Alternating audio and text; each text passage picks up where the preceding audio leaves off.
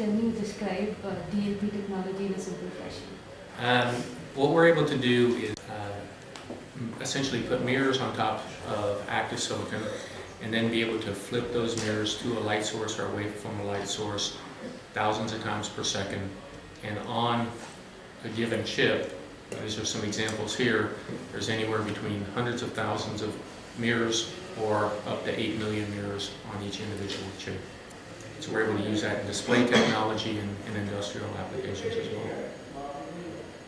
What are the other technologies available to manufacturers that they can, what are the competing technologies? Yeah, for projection technology and front project, the other technology is what they call 3LCD. So on a global basis though, DLP, because of its contrast, because of its picture quality, we have more than a 50% market share. We actually do a little better than that inside India, where we have about a 65% market share. The other technology inside digital cinema is manufactured by Sony. On a global basis, though, we have about over 80% market share. And it's really because of the color, picture quality, accurate colors, contrast that we have, and the fact that we can light the biggest and brightest screens. In India, we have nearly 100% technology inside digital cinema. And inside Pico projection, which some of the products are here, which goes inside cameras and cell phones, digital still cameras, camcorders, media players, docks, competing technologies, LCOS. Once again, we're brighter, we're more energy efficient, and we have better contrast. So we have probably better than a 65% market share inside Pico. So what are the devices that run DLP? You mentioned projectors, cell phones. Yeah, and when I talk about cell phones, smartphones, this is one of the new products that's out. This is actually a sleeve for an iPhone, and you can see this has the projection in it, right, which uses DLP Pico projector. It has a battery in it, so it doesn't run down the battery on the iPhone. Right, and when you put them together, then I'll put a video here. Hey, anything that you'd want to display on the screen of the iPhone, then you can display right in a projected mode and share. And in this case, we're showing some what we see as future applications for Pico projection, right, and being able to share video content, but also being able to do things such as interact with the projected image. And some other applications we'll show here is shared gaming, being able to communicate with a projected image, being able to pass information to a projected image. Right? And we're able to do that. We're actually going to be able to do that with the DLP chip just because of how much information we can put through the light source and the flipping mirrors. In India also you are almost 100% penetration when it comes to digital cinema. Yeah. What are the other applications that you're really banking upon maybe for the next 1 or 2 years? In India specifically, if you're talking about. I think a huge growth opportunity we believe across the world, but also specifically in India, is being able to put projection inside consumer devices. We'll use cell phones as an example. Right? Typically, using the cell phone during the day, but also being able to do streaming video, video downloads, mobile TV. I know cricket's nearly a year round, right? But whenever cricket season is in full swing, right? Whenever tournaments or matches are on, being able to have that, share that information and talk about highlights, or even being able to watch that in longer sessions in groups. Right, so that's an application that we've seen started to roll out inside India, and we think can be quite prevalent. You could also use that in health and human services for remote education, any sort of information that the government would want to share, especially in the villages. So anywhere that you were able to get mobile service, then you could share images and you could be able to communicate and teach on those images. What is the price point that you're talking about? If you talk about this technology, how I would say cheaper or more expensive is it as compared to similar technologies? Yeah, I think from a cost or a price perspective, the technologies are very similar. Right? I think where it's important that we have higher brightness or higher efficiency, because that lets a brighter image which holds up to ambient light or makes the battery last longer. I think your general point on cost is very important. And what we've seen inside the technology is the technology has improved significantly over the past 2 or 3 years in terms of brightness, but it's also decreased in price significantly. I think another factor that will help it decrease in price over time is the total solution includes like the DLP chip, it includes LEDs, it includes electronics. Right? With volume, all three of those are going to reduce in cost, but especially the investment going into the lighting market right now with LEDs, through consumer LEDs, automotive LEDs, and industrial lighting. So I think we'll continue to see those improve in technology, so the solutions will be brighter, but they'll also be cheaper. I think in its ultimate form, remember when you first saw a camera inside a cell phone? And it was expensive, and you thought, why would you ever want a camera on a cell phone? Right? But I think as we get more and more applications and the technology becomes more ubiquitous, hopefully we'll see people wanting to have shared experiences and being able to project, whether it's streaming video or mobile TV, right, and have it much more prevalent, of course, then the cost will continue to decrease. You just mentioned the use of this technology in education. Can you elaborate on that? Yeah. I think in education there's a couple big opportunities for us. When I say us, it includes Texas Instruments, yeah, but really the students. And one we've talked about previously, which is 3D. Okay? And because we're able to, kind of a difference in the technology, but because we can move the mirror so quickly, we can do, on this same chip, we can do left eye, right eye image, right? Which means you don't have to have 2 projectors to do 3D, which makes 3D much more affordable, right? And you don't have to pay a premium to get the 3D capability out there. We've worked with schools, in particular the Queen Mary School here inside Delhi, to do a pilot study on 3D education and how students learn in 3D for science, technology, engineering, mathematics, those sort of coursework. And the studies in India, along with studies in the rest of the world, have shown that students learn better, they have better retention, they learn faster, and they have better test scores. So that's an area we want to continue to work with software developers, content developers, with the government inside India, with private schools, and in particular we've been working with Edgecomp, who helps roll out technology into private schools, and so they're helping to focus on 3D.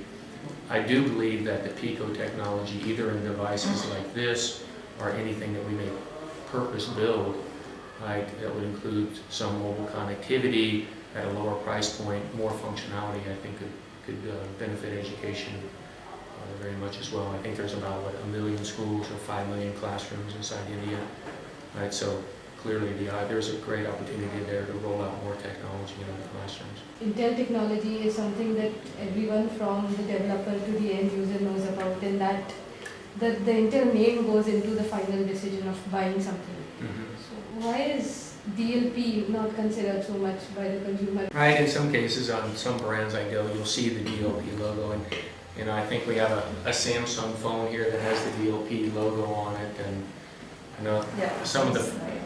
most of the products that we have are DLP technology, and it's exactly for the reason that you quoted, that from early on, many people think of DLP and associate it with cinema, right? And the fact that we have won Academy Awards and because of our color quality, right, and technical achievement, because we helped develop the market of digital cinema.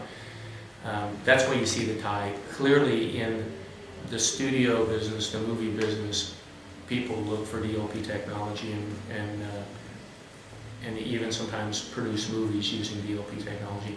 So yeah, we are associating that into some spaces for front project, home theater, and into the consumer market.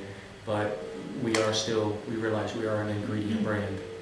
So there's other brands that are out there, whether it's Samsung or Dell or many of our other brands, that their name will be first. What, according to you, are the top 5 trends in display technology that design engineers should look out for in 2012? I think, and probably it's best represented if you look at where we're going in the consumer area in Pico. I think we do want to continue to make the technology to be brighter and more efficient, so it uses either less power, right, whether that power comes from a plug on the wall or whether it comes from a battery. And then by using less power or using the same amount of power, being brighter. And just having what we call more lumens or a brighter image, I think helps, whether it's in a classroom. Clearly that's what's made the difference for us and a key differentiator we have in cinema technology. And we like the biggest and brightest screens in the world, and I think where people see that is when they go to watch a 3D movie, you need to have a very, very bright screen in order to get that 3D effect. Right, so we'll continue to work on brightness, which will help us here. I think a long-term trend that you're going to see is what we would call interactivity. Right, so being able to interact with a projected image. We've done some of that with our what we call our point-blank technology, but being able to use it in classrooms and being able to stand away from the screen and to use essentially a pen device, but being able to, just as you were standing at an interactive whiteboard. But I think more and more you'll see through gesturing or through some sort of interactive with the projected image. And I think that's going to see to be a longer term trend. We talked about brightness and efficiency, and we talked about interactivity. And a trend that we're going to see in DLP, and we're starting to see a little bit of it now, is using it for non-display applications. We use a DLP chip in optical networking, we use it in medical applications, 3D measurement. I think there's a whole wide area of new applications and capabilities that we'll pick up. And as I said, fundamentally, whenever you give smart engineers the ability to manipulate hundreds of thousands or millions of mirrors individually over a wide spectrum of light, engineers can be very creative and figure out new applications and way to use that technology. The devices that you talked about, let's say this iPhone device, Pico projection that is compatible with an iPhone, let's say, how soon will those devices be available in India? There's several products that have Pico projection in them already available in India. There's a few, what we call these laptop accessories. There's some cell phones that will become available in the beginning of next year that have DLP technology in those. The Nikon digital still camera is available here. It has DLP Pico projection. Sony camcorder has DLP Pico projection in it. So there's quite a few products, probably approximately 20 products that are on the market right now.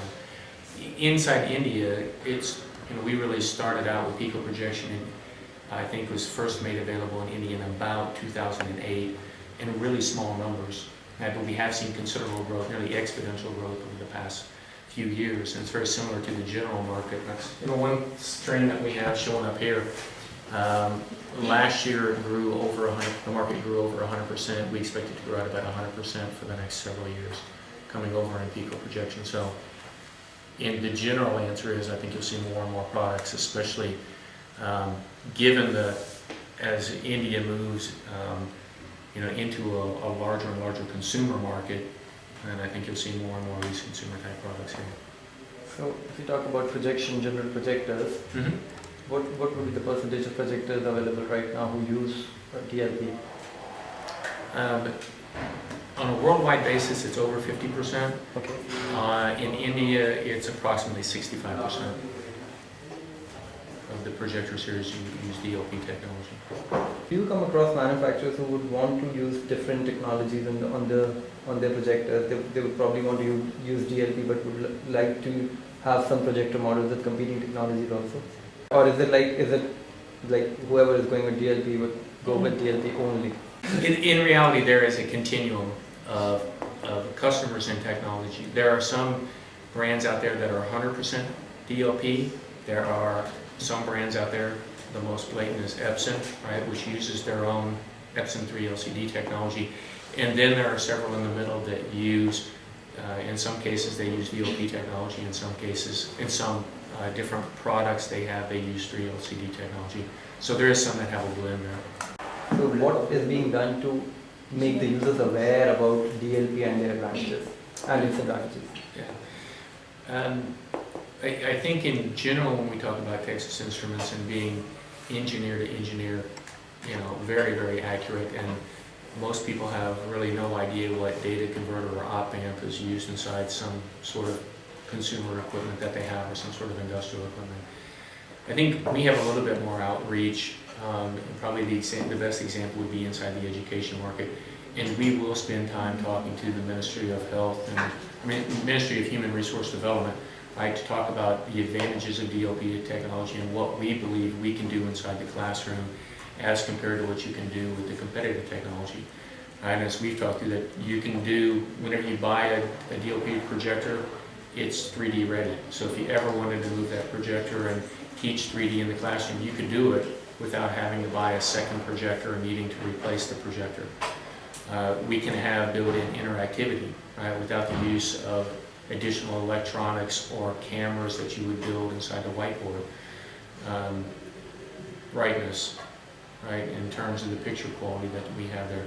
So we continue to talk technology, and we'll do it in the marketplace when we can, right, with trade publications, and we talk as a technology, and we will give brands as an example, but we also do it to government officials and ministries, and also to educators. What kind of a platform or an environment does TI provide to design engineers and budding design engineers in India? Where we see most of the activity for individual design engineers would be in the area of new development, maybe healthcare or optical networking or industrial application. So we have developed separate development kits with associated application nodes and collateral, just like you would nearly any other semiconductor type product. And we've been releasing those into the marketplace, a variety of platforms, giving flexibility and continue to drive the cost of those development platforms down. And to put it in perspective, when we first did it several years ago and made this technology available to general designers, the development kit was over $10,000. I think the least expensive one we come out now is a few $100s. So making that accessible to engineers and also to students. Okay, so these development boards and development kits, are they easily available? They are. Are they easily? You can find them on the web. If you go to www.dlp.com, you can find the development kits there. Or if you go to ti.com, TI/MEMS. yeah, MEMS, then you can find the development kits there. How much do you see the participation of Indian engineers in your from Texas, India, maybe from the R&D of display technologies? Yeah, so overall in Texas Instruments, we have about 1,500 people, right, 1,500 engineers inside Bangalore. I think if you look at, and I'll speak about Texas Instruments in general first, if you look at the products and the patents that have come out of India, it's competed with any of our design centers in the world, right? And in my previous life, with high-speed communications and wireless infrastructure, the world's fastest data converter at the time was designed in Bangalore, right? As a 14-bit, 125 megasample CMOS-based data converter. So combination of the fastest 14-bit data converter at the lowest power. And the team there has continued to do that and develop faster and faster data converter technology, still lead the world in that and at much lower power. We do the same thing with designers here in embedded processing, what we have in wireless processor chips, and what we do in the rest of analog. We have a small support team here for DLP, what we do inside developing technology, and they provide both hardware and applications and software support. But the work we get out of India competes with anywhere in the world. What is your India market projection for the next year when it comes to DLP? I don't have a DLP specific number for you. I think the trends that we're going to see is we're going to continue to see significant deployment inside digital cinema, right? In the larger screens, also in what is called e-cinema, so the slightly smaller screens. And I think there's a very large opportunity for us to continue to take cinema technology and how do we make it less expensive so we can put it in more and more theaters, not only in the major metropolitan areas, but in smaller metropolitan areas and even into smaller screens inside the major metropolitan areas. Front Project will continue to focus here on education, right? How do we drive the cost down inside the technology so that we can get into more schools, into more classrooms? I think the deployment of technology in classrooms in India, although it's been going on for a few years, it's really still at the very early stages. and it's a focus of what seems to be the government and the public on how do you get more technology out there. So I think that's a great opportunity for us to work inside the Indian market. Can you elaborate on the kind of equipment rather where we'll see where DLP will be used? A few areas that we're working on now that are, we have some product out there. One product, I'll give you an example, it's called a vein viewer, but it uses IR and then you can see where the veins are, and then we use DLP to project an image back onto the arm or the hand, and then you can see where the veins are, and it's used for taking blood. And especially people who have been in the hospital for a while and they have constricted arteries or constricted veins, it's very difficult to find the artery to take blood. And in this case, it'll show exactly where it is. That's kind of a novel technology.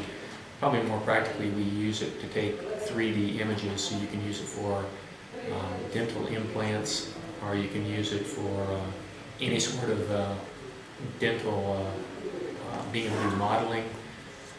One of the also on the far end, probably more creative ones, is we use it for something we call hyperspectral optical imaging, and essentially taking a very large wavelength of light, putting it on an object, and then based upon the reflected light and the difference in the spectrum, you can tell what the density is of the item that it hits. So doctors now inside the United States are trialing with the technology and seeing you can use it in surgical applications to tell the difference between a bile duct and a vein and an artery, so that way they'll know in a surgery which one to cut and which one not to cut.